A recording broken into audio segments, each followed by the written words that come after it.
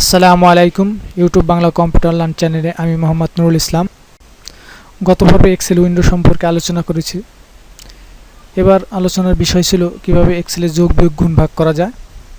কিন্তু যেহেতু এক্সেলে যোগ বিয়োগ গুণ ভাগ করার আগে আমাদের আরও কিছু বেসিক, যেহেতু এটা বেসিক টিউটোরিয়াল, সেহেতু বেসিক টিউটোরিয়াল হিসেবে আমাদের আগে এক্সেলে কিভাবে ফাইল ওপেন ক্লোজ সেভ করতে হয় এই বিষয়ে আগে জানা দরকার।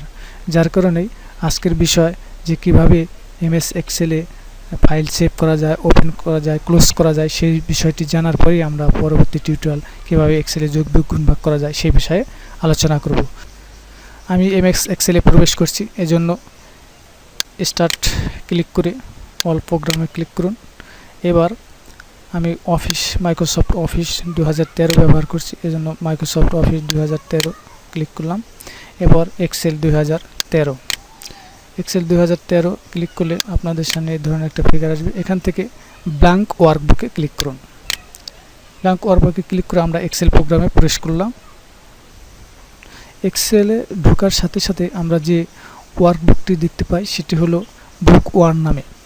এটি এখনও কোনো নাম দিয়ে সেভ করা হয়নি, যার কারণে বুক 1 নামে সেভ করা আছে। তো আমরা দেখব যে কিভাবে একটি সেভকৃত ফাইল ওপেন করা যায় এক্সেলে। তো এই জন্য আমরা এক্সেল এর ফাইলে ক্লিক করে আমরা ওপেনে ক্লিক করব। তো ওপেনে ক্লিক করলে আমাদের সামনে এই ধরনের যে আমাদের এই ফাইলটা আমরা কোথায় সেভ করে রেখেছি, আপনার ফাইলটা আপনি যে ড্রাইভে সেভ করেছেন, যে ড্রাইভের যে ফোল্ডারে সেভ করেছেন সেখানে যেতে হবে। এই জন্য আমরা এই যে মাই কম্পিউটারে ক্লিক করে এখান থেকে আমরা ব্রাউজে যাব। ব্রাউজে ক্লিক করার পর আমাদের যে আপনি যেখানে ফাইলটি সেভ করেছেন, ওয়ার্কবুকটি সেভ করেছেন, সেই লোকেশনে যাবেন যে ড্রাইভে। আমি ডেস্কটপে একটি ফাইল আছে, ওই ফাইলটা ওপেন করে দেখাচ্ছি। তো এই জন্য আমি ডেস্কটপে গেলে দেখবেন এই যে সাম নামে একটি ফাইল। তো এখানে আমি সিলেক্ট করে আমি যদি ওপেন করি তাহলে দেখুন এবার আমার সেই সাম নামের যে ওয়ার্কবুকটি সেটা দেখুন এই যেখানে নাম দেওয়া আছে সে ওপেন হয়েছে। এবার যদি তো এভাবে আমরা কোনো একটি ফাইল এক্সেলে একটি ফাইল ওপেন করব, সেভকৃত কোনো ফাইল ওপেন করব। তো এই অবস্থায় যদি আমরা কোনো একটি নতুন ওয়ার্কবুক খুলতে চাই, সেক্ষেত্রে আমরা ফাইলে গিয়ে ফাইলে ক্লিক করে এই ফাইল এই নিউ দিলে আমরা এই যে ব্ল্যাঙ্ক ওয়ার্কবুক দেখুন আমাদের নতুন একটা ওয়ার্কবুক চলে আসছে। অর্থাৎ এমএস ওয়ার্ডের ফাইল আর এটাকে বলে ওয়ার্কবুক, এক্সেলের ফাইলকে বলে ওয়ার্কবুক।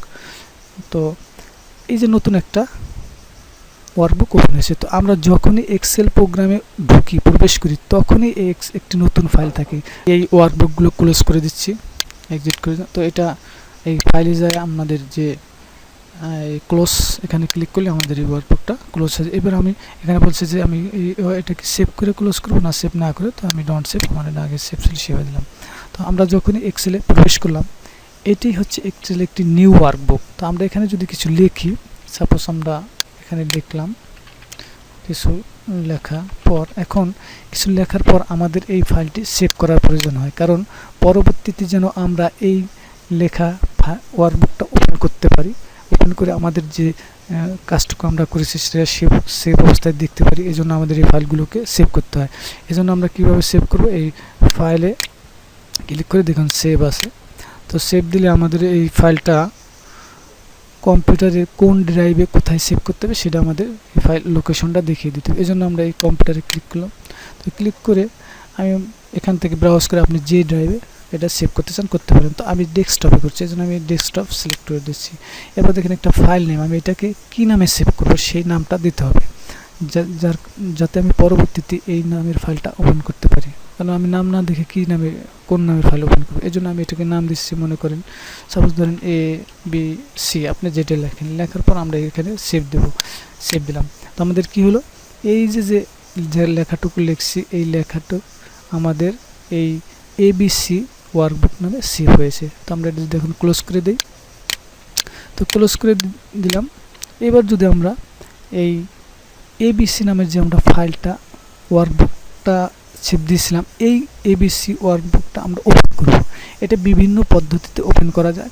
দেখুন আপনার প্রথমে যদি আপনার জানা থাকে যে এই ফাইলটা এই ড্রাইভের এই লোকেশনে এই জায়গায় সেভ করতে, সেখান থেকে দেখুন আমার এই যে ডেস্কটপে সেভ করেছি, এখান থেকে আমি ডাবল ক্লিক করলে দেখুন এই ফাইলটা ওই যে লেখাসহ সেই লেখাসহ ওপেন হয়েছে। আবার আমি যদি এইভাবে না করে আমি যদি এক্সেল প্রোগ্রামে ঢুকি, তো এক্সেল প্রোগ্রামে ঢুকলাম, এখান থেকে যদি ওপেন করি তাহলে আমি কি ফাইলে যায় ওপেন দেবো। তো ওপেন দিলে আমি কোথায় সেভ করছিলাম, তো আমি দেখুন আমার এখানে কিন্তু রিসেন্টলি যে ওয়ার্কবুক আমরা ব্যবহার করি সেগুলো এখানে লিস্ট আকারে দেখায়। তো আমি এখান থেকে দেখাবো না, আমি দেখাবো এখান থেকে মাই কম্পিউটার থেকে, যে আমি ডেস্কটপে দিয়েছিলাম, এই জন্য আমাদের এই ডেস্কটপ সিলেক্ট করে, ডেস্কটপে সিলেক্ট করে দেখুন আমি এবিসি নামের ফাইলটা দেখা যাচ্ছে। তো এখানে ক্লিক করে, এখানে ডাবল ক্লিক করলে ওপেন হবে, আবার এখানে সিলেক্ট করে এখানে ওপেন ক্লিক করলেও আবার এই ফাইলটা ওপেন হচ্ছে। তো বিভিন্নভাবে ওপেন করা যায়, অর্থাৎ সেভকৃত কোনো ফাইল আমরা এইভাবে ওপেন করতে পারি। এরপর দেখুন যে নিউ, এখন এই যে এটা তো আমরা দেখেছি এক্সেল যখন আমরা ঢুকি তখন ওইটাই একটা নতুন ওয়ার্কবুক। আবার এখান থেকেও ফাইলে যায় নিউ দিলেও আপনি একটা নতুন ওয়ার্কবুক ওপেন হবে, অথবা কন্ট্রোল এন চাপলেও নতুন একটা ফাইলে ওপেন হবে। আবার এখানে আমরা ক্লিক করে ফাইলে ক্লিক করে আমরা ওপেন করছি, এটা শর্টকাট কমান্ড হলো কন্ট্রোল, কিবোর্ডের কন্ট্রোল কি চেপে ধরে যদি ও প্রেস করি তাহলেও ওপেন উইন্ডোটা আসবে। আবার এই যে আমরা যে সেভ করলাম ফাইলে যায় সেভ, তো এটাকে আমরা কন্ট্রোল এস, কিবোর্ডের কন্ট্রোল এবং এস, কন্ট্রোল চেপে ধরে এস চাপলেও এটা আমাদের সেভ করার জন্য সেভ এস ডায়ালগ বক্স আসবে। তো এইভাবে আমরা সেভ করতে পারি, কোনো ফাইলকে সহজেই সেভ করতে পারি।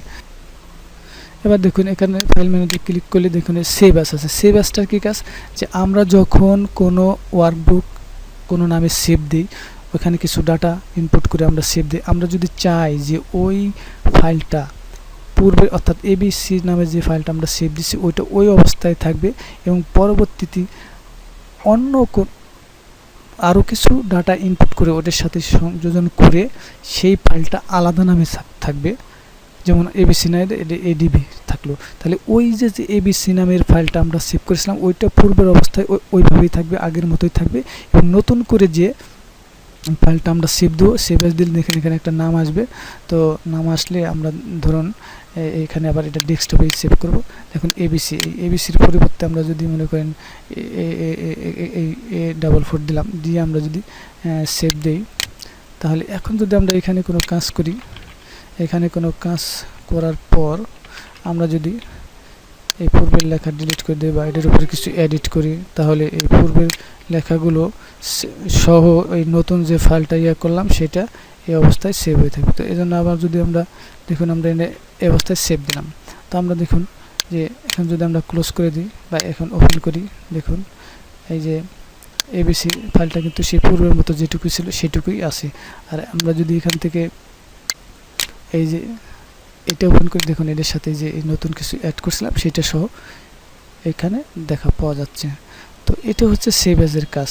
এবার ফাইলে ক্লিক করে দেখুন এই যে ইনফো, এই ইনফো হলো ইনফরমেশন। দেখুন আমি এই যে A44 এই ফাইলটার সাইজ কত, এটার টাইটেল কি, টাইটেল দিতে পারি আমরা, এই ক্যাটাগরি এগুলো করতে পারি, এটা লাস্ট মডিফাই হয়েছে কোন সময় সেটা আমাদের দেখা যায়, ক্রিয়েটেড হয়েছে টুডে এত সময় সেটা দেখাইছে, এগুলো এই ফাইলটার ইনফরমেশনগুলো দেখা যাচ্ছে, কত সাইজ কোন সময় এটা তৈরি করছে সেটা। এরপর দেখুন যে এই এক্সপোর্ট, আমরা যদি এই ফাইলটাকে বিভিন্নভাবে এক্সপোর্ট করতে পারি, যেমন পিডিএফ ফাইল আকারে করতে পারি, টেক্সট ফাইল আকারে করতে পারি, যে ফাইল সেটা এক্সপোর্ট করার জন্য আমরা দেখুন এই যে এখানে যদি চেঞ্জ ফাইল টাইপ এখানে ক্লিক করি, এখানে ক্লিক করলে আমরা দেখুন নিচের দিকে এই সেভ এজ আসবে বা save age another file type এখানে দিয়ে বা এইখানে সেভ এজ ক্লিক করবো। তো সেভ এজে ক্লিক করলে দেখুন এই যে এখানে আমরা এই সেভ এজ টাইপ, দেখুন সেভ এজ টাইপ থেকে আমরা যদি এটাকে পিডিএফ করতে চাই বা যে কোনো ফরম্যাটে করতে চাই সেই ফরম্যাট করতে পারবো।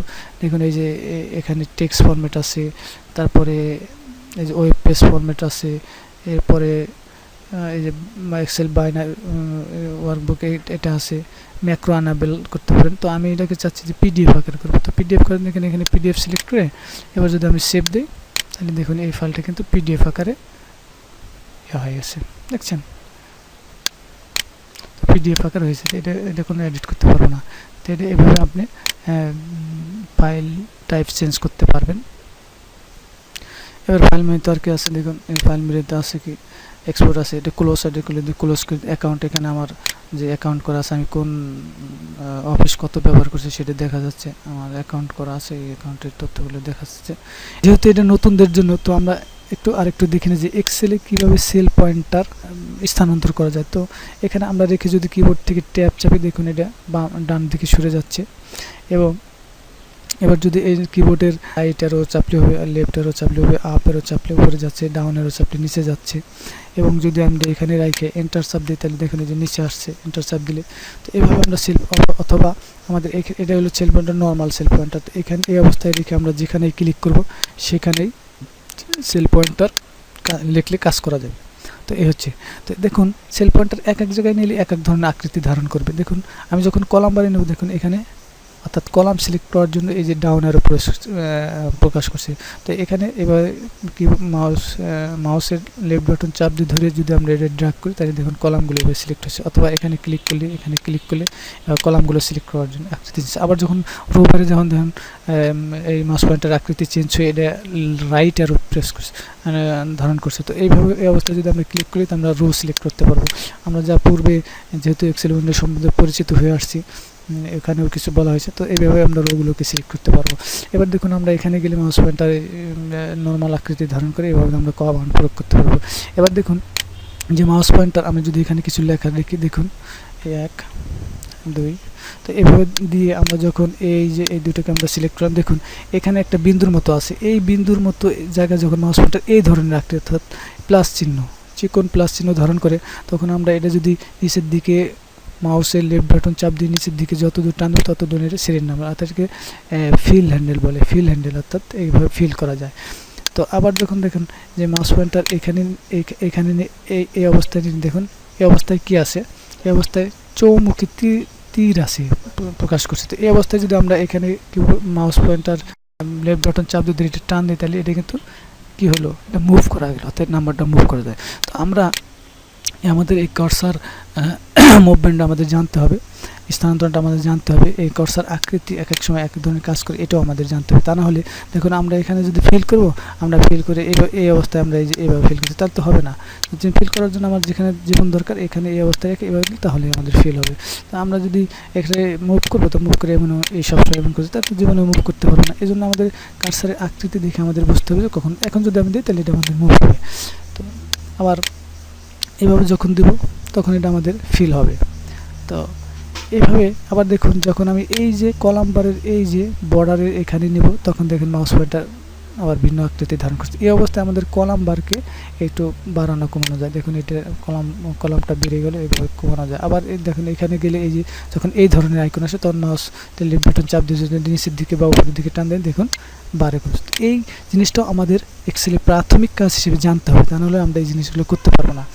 তো আমরা মোটামুটি এক্সেলের কীভাবে কার্সার স্থানান্তর করা যায় এবং ফাইল কীভাবে সেভ করে ওপেন করে ক্লোজ করে, এগুলো আমরা জানলাম। তো এইগুলো জানার পরে যেহেতু আমাদের বেসিক কিছু ধারণা হলো, এই বেসিক ধারণা দিয়ে আমরা পরবর্তীতে আগানোর চেষ্টা করব। এবং পরবর্তী টিউটোরিয়ালটা আমার হবে কীভাবে এক্সেলে যোগ বিয়োগ গুণ ভাগ করা যায়। তার আগে এই কাজগুলো দেখানো জরুরি ছিল, তা না হলে কীভাবে আমরা সব কাজ করলাম, কীভাবে সেভ করবো, ওপেন করবো, ক্লোজ করে, এটা যদি না বুঝি তাহলে আমাদের জন্য কষ্টকর হবে। তো ভিডিওটি আপনার কেমন লাগলো তা কমেন্ট করে জানাবেন। ভিডিওটি ভালো লাগলে লাইক এবং শেয়ার করুন। আর নতুন নতুন ভিডিও পেতে সাবস্ক্রাইব বাটনে ক্লিক করে পাশে থাকা বেল আইকনে ক্লিক করুন। তাহলে আমি যে ভিডিওগুলো আপলোড করব সবার আগে সর্বপ্রথম আপনি এর নোটিফিকেশন পেয়ে যাবেন। ফলে নতুন নতুন ভিডিও দেখে এক্সেলে এক্সপার্ট হয়ে যাবেন। আমার পরবর্তী টিউটোরিয়াল কিভাবে এক্সেলে যোগ বিয়োগ গুণ এবং ভাগ করা যায় তা দেখার অনুরোধ জানিয়ে আজকের মতো এখানেই। আল্লাহ।